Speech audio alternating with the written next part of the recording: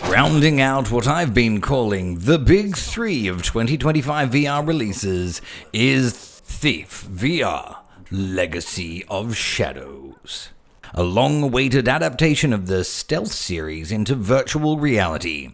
Developed by VR stalwarts Vertigo Games in conjunction with Maze Theory, it's one of the most anticipated titles on the horizon, especially for fans of sneaking, shadows, and patience.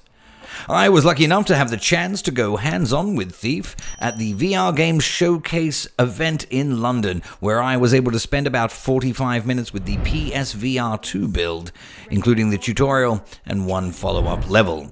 This was a curated slice chosen by the developers, so keep in mind these impressions are not a review, nor indicative of a final score. Confession time. I've never played the original Thief games. Going into this demo, I was a complete noob to the IP. Luckily, the folks at Vertigo were generous with background context, walking me through the essentials of the series lore and explaining how this new game connects. What impressed me the most in that element is that the team has found a way to thread the needle between pleasing fans and welcoming new players.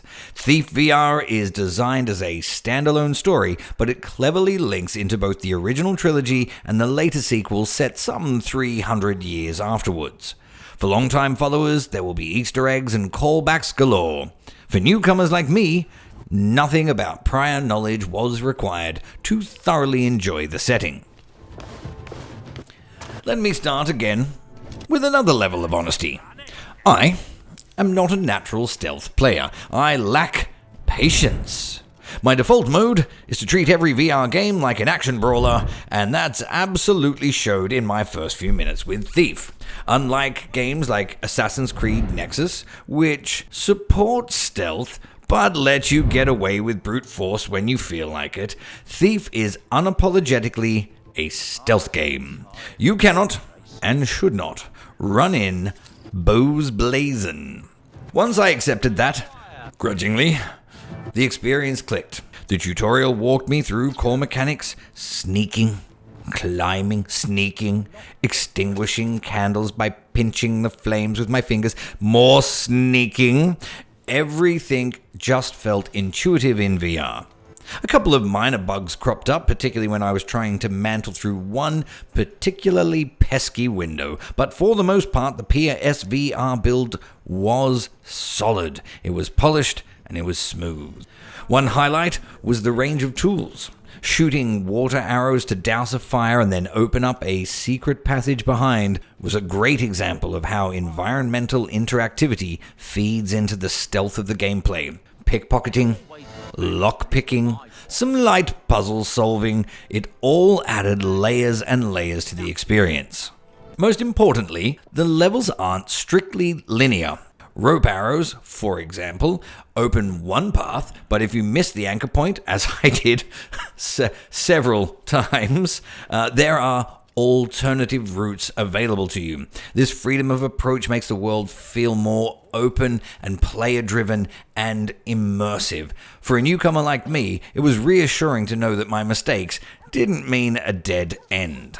By the end of the session, I had settled into somewhat of a rhythm, observing guards' patrols, dousing lights, slipping through the shadows, very sneaky, and actually enjoying the tension rather than fighting it.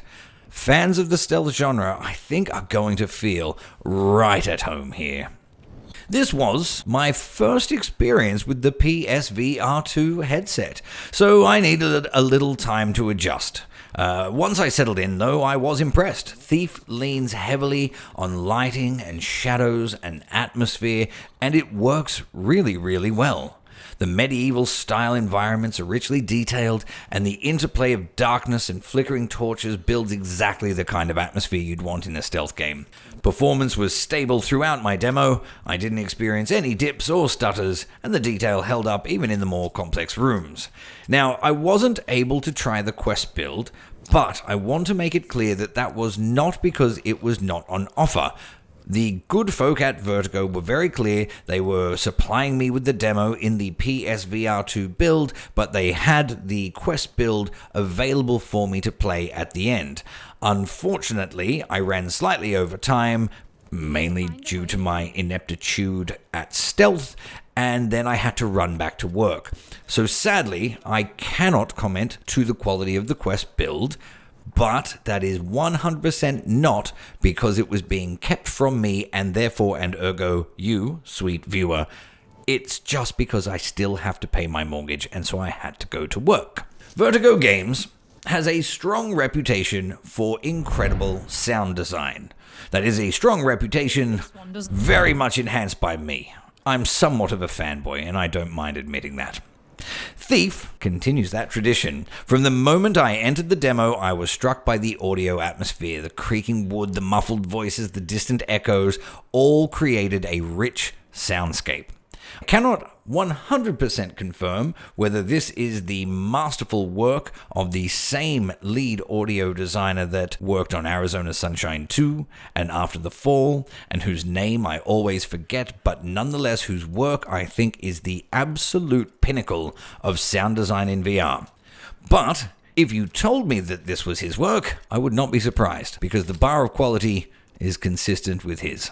Footsteps, whispers, environmental cues, all of this is part of the gameplay, and it heightens the tension and pulls you deeper and deeper into the role. The way sound supports stealth here isn't just immersive, it's essential. After 45 minutes with Thief, I walked away with a clear impression. This is a true stealth game built for VR, not some half-hearted port or action hybrid. It demands patience, careful planning, and deliberate choices, of which I have none. For fans of the series, it looks like it's set to deliver a lovingly integrated standalone story, and for newcomers, like me, it is approachable without requiring any prior knowledge. Sure, I had a few small issues during my session, and I completely let myself down with my own lack of stealth discipline, but I can see that the core design is polished, atmospheric, and very promising. I particularly appreciated the multiple approaches to the levels, the clever use of tools, and the tactile interactivity. Snuffing the candles out with your fingers never gets old. In fact, all in all, stealth really made creeping through the shadows feel very natural in VR. Obviously, as I said before, this is not a full review in any way. I played only 45 minutes of the game, and they were the 45 minutes of the game that the developers wanted me to play. So I obviously cannot comment on the full quality of the game or the quest build at all just yet. But based on my time with the demo, Thief looks set to be one of 2025's standout releases, particularly for fans of stealth games. With Arcanage, Reach, Deadpool, Thief, and of course my beloved Glassbreakers, all set to arrive within the next 3 months. It looks like VR is closing out the year with a bang, and I personally am here for it. If you have enjoyed this video and would like to stay up to date with all the news, previews, reviews, special things that only I can do, click like and subscribe now. For those of you finding this video after returning to our channel from an absence, do check that you have the bell on. We've heard that the algorithm hates us because we've been a little bit quiet lately, so it would be really great if you could take the time to engage with us again with all the fancy bells and whistles that YouTube provides you.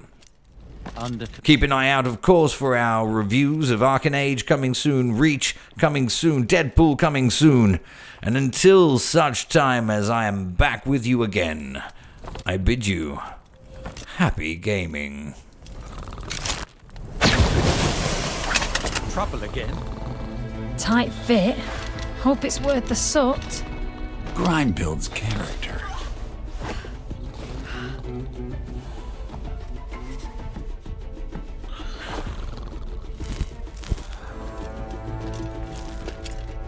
A letter. Need to find this key.